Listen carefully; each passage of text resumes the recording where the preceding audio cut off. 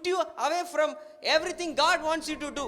I'm telling you, ஒன்று தான் சொல்கிறேன் பாருங்க. You don't, வசனத்தை படிக்கணும் ரொம்ப முக்கியம். சாப்பாடு சாப்பிட்டா தான் அதில் இருக்கிறது தான் பரிசுத்தாவியானவர் திரும்ப பேசுவார். கவனிக்கிறீங்களா?